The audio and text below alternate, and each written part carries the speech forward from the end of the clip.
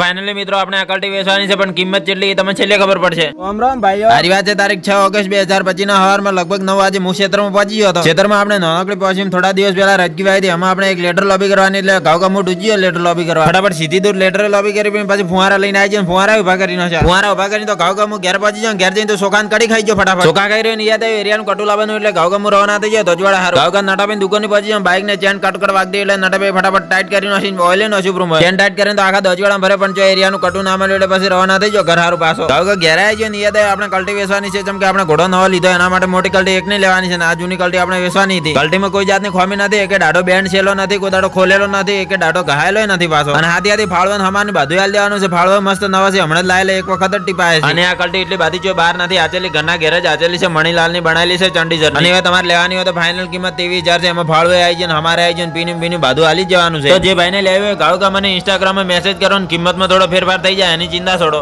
ફાડ દેંગે. બોલો જય શ્રી સીતારામ.